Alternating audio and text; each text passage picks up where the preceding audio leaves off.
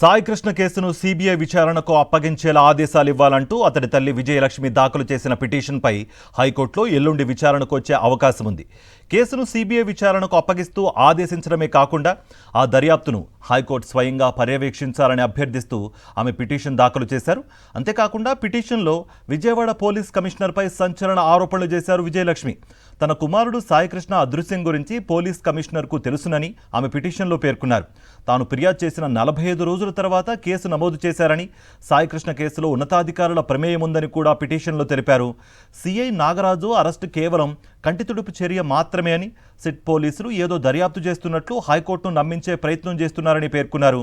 Habeas corpus పిటిషన్ను close చేయాలనుకుంటున్నారన్న అనుమానాన్ని కూడా వ్యక్తం చేశారు. ఈ మేరకు సాయికృష్ణ తల్లి విజయలక్ష్మి హైకోర్టులో దాఖలు చేసిన పిటిషన్పై ఎల్లుండి విచారణ జరిగే ఛాన్స్ ఉంది.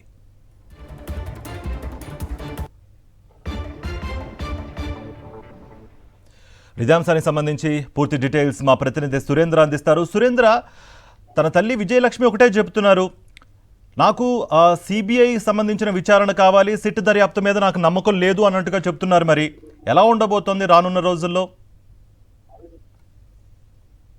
కార్తీక్, సాయికృష్ణ కేసుకు సంబంధించి ప్రస్తుతం సిట్ దర్యాప్తు చేస్తుంది. అయితే సిట్ దర్యాప్తు మీద తమకు నమ్మకం లేదని సిబిఐకి ఈ కేసును అప్పగించాలంటూ హైకోర్టులో సాయికృష్ణ తల్లి విజయలక్ష్మి పిటిషన్ దాఖలు చేశారు. ఇప్పటికే విజయవాడ జిల్లా కోర్టులో కూడా ఇదే పిటిషన్ దాఖలైంది.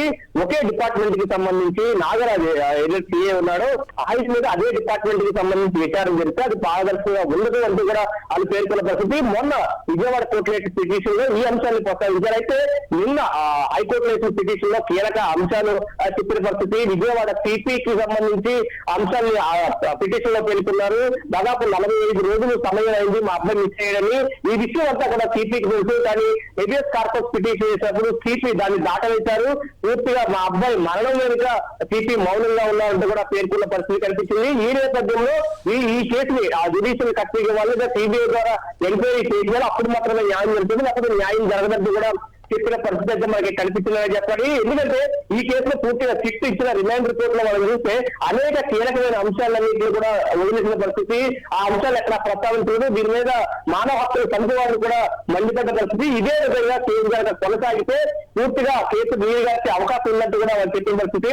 దాంతో పాటు హెబియస్ కార్పస్ పిటిషన్ 29 తారీఖున హైకోర్టులో విచారణకు రాబోతుంది. ఈ నేపథ్యంలో హెబియస్ కార్పస్ పిటిషన్ ని రివ్యూ చేసే దిశగా సిట్ పనిచేస్తుంది. దానికోసం ఈ ప్రయత్నం చేస్తున్నారు తప్ప తమ కుమారుడు మరణానికి సంబంధించి ఎవరైతే బాధ్యులు ఉన్నారో వాళ్ళ మీద చర్యలు తీసుకోవడానికి. థాంక్యూ సురేంద్ర. మరిన్ని అప్డేట్స్ కోసం ఛానల్ ను సబ్స్క్రైబ్ చేయండి. నోటిఫికేషన్స్ కోసం బెల్ ఐకాన్ పై క్లిక్ చేయండి.